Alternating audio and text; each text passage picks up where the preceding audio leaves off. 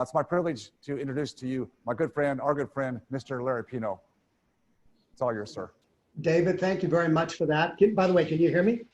Yes, you're good. All good? All right. Well, one, thank you for all of that. Very, very humbling and very much appreciated. And I'm just delighted. I see faces over here on this monitor, and lots of faces that I recognize. And it's fantastic. I wish that I could actually be there in person with everybody again, but at some post-COVID reality of ours, we'll be able to do that again. For right now, we are where we are, and it's Zoom, and it's good.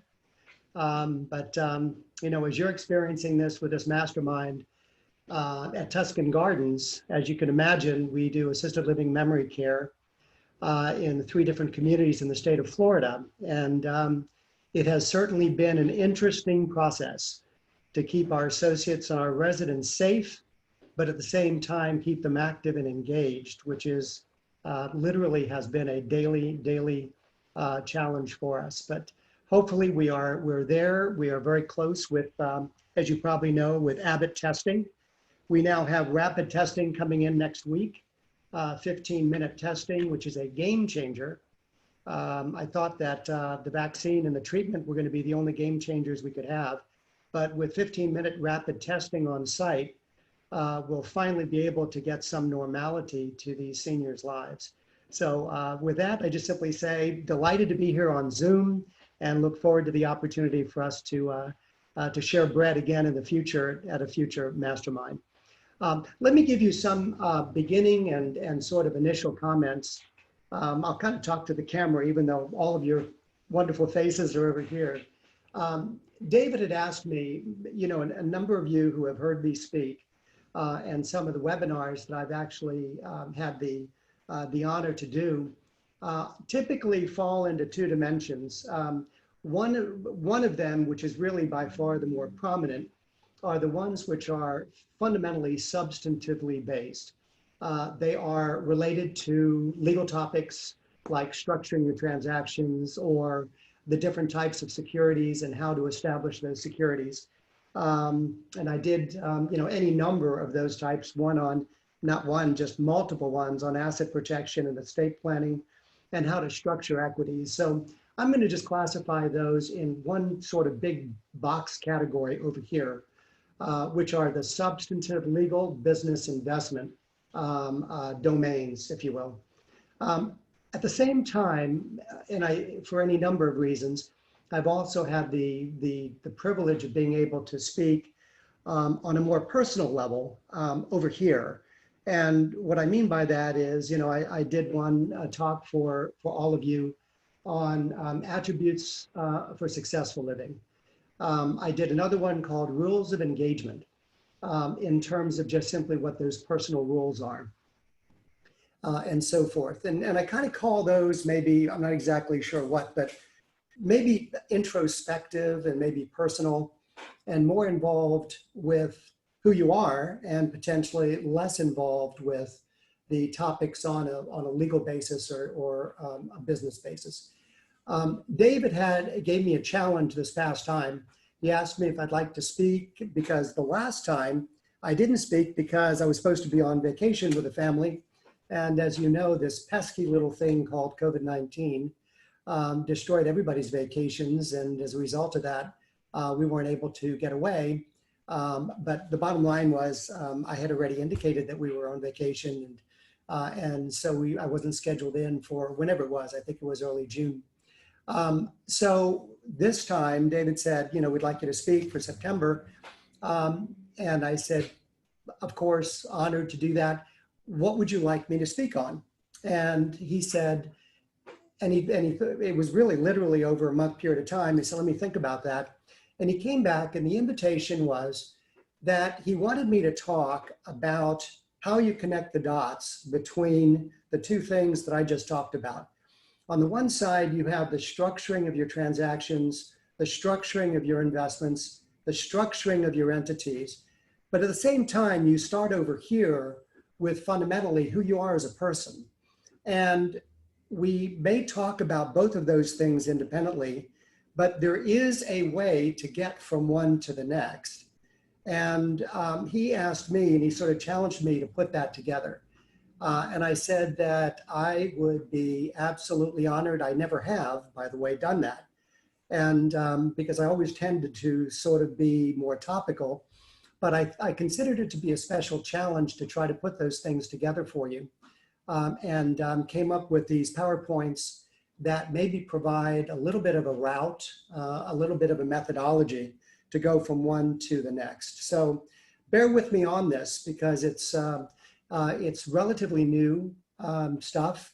And although it's kind of pulled from portions of my history that all are connected to them, but I think that you're going to understand exactly what I'm talking about. And I think that based upon all of you having led personal, professional, investment, business lives, as I have during my life, I think that you'll appreciate sort of the migration of thought from where we start to where we end up. So with that said, let me get started. I called it Towards Living an Integrated Life. And let me see and make sure I know how to do this thing now. Let me see, did that work? No. There we go. So and did it change for you all? Just kind of nod heads if it changed. Did it change to agenda?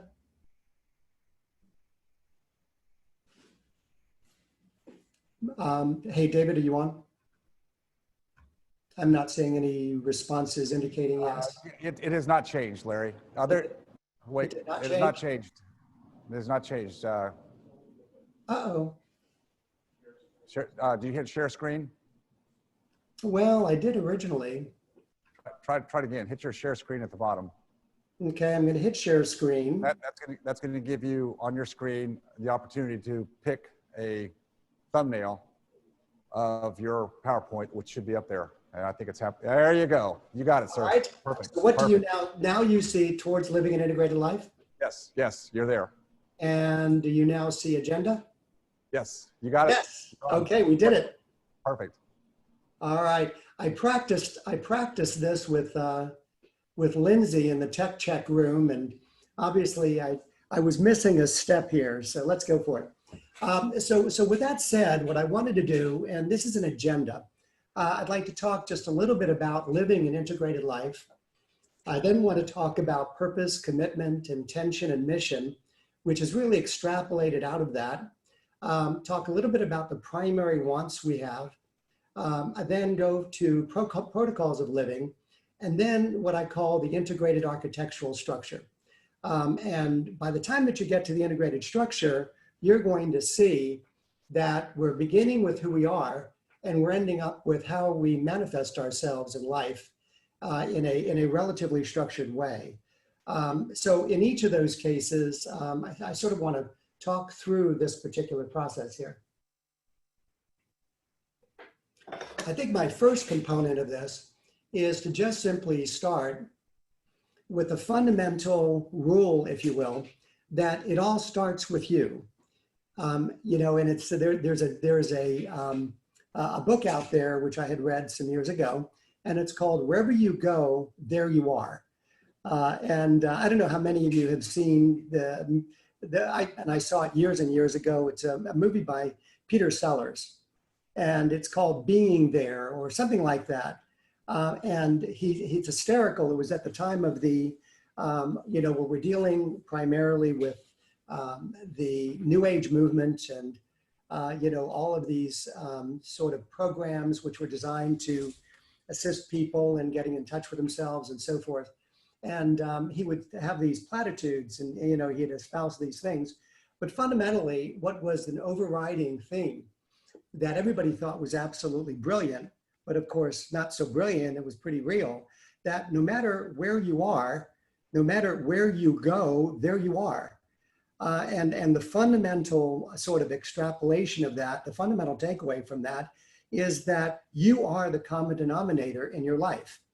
And therefore, if your intention is to live an integrated life, the one thing you need to absolutely have is personal integration. You can't lead an integrated life if you're disintegrated.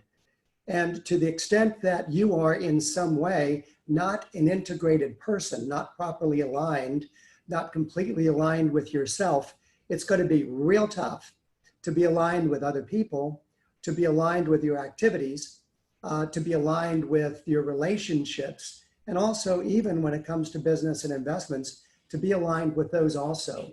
So I start the premise of this entire conversation with, it all starts with you, and everything extrapolates forward from you to the way that you're actually going to be showing up. And by the way, and I know that it's a little bit different than when I'm speaking in a hotel, great big ballroom to you, where I can just see people's eyes and I can see if you have questions. But by all means, I know that there's a chat feature here somewhere. And David has been using that, according to Lindsay, to field questions. So at any time, if you want to send those out, you can. And David, whenever it's appropriate, we could wait till the end if you want, or along the line if it's something that makes sense. I'm just going to leave it to you to identify whether questions are appropriate at that particular time. So from there, I just talk about what is integration and what are the processes by which integration occurs in your life. The first one is a process that I sort of coined years ago, and I called it integrational processing. And integrational processing is the process by which you identify who you are personally and what your personal commitments are for yourself, and then how you are ultimately going to be able to show up in life. You have to start from that integrational processing point of view. You have to start from where you are as a person, because how you ultimately manifest is going to be an indication of that. You know, I had an interesting conversation the other day, and it was interesting because she had called me. She was in the doctoral program with me up at UF. And so we got to know each other for quite some time over this past 3-year period of time. She was a corporate type, very smart, obviously very successful, bachelor's, master's, just got her doctorate. She just turned 30. And to kind of give you some sense of her drive. And she was also at a major Fortune 50 company. She was vice president of strategic management. And we had talked about it considerably, about the fact that she liked corporate America and kind of saw herself in her role in that particular way. So what was interesting about it is that she called me about a month ago, and she had an opportunity to go back to where she grew up and to get involved in operating a business as a successor to the person who had started the business 15, 20 years ago, and wanted to pass it on, if you will, by training her on running the business. And she started laughing because it was so completely different than anything we had ever talked about, had nothing to do with corporate America, had nothing to do with anything other than pure entrepreneurship, which is why she was calling me, of course, was from that role. And I said, you know, we can always start with a particular destination, but it might be a real good idea to first start with where we are today and who we are today. And so from who we are, we then have the opportunity to be able to get to that destination in the future. So I made a suggestion to her, which is a suggestion that I'm going to make to all of you. And she came back to me just the other day. We did a Zoom call together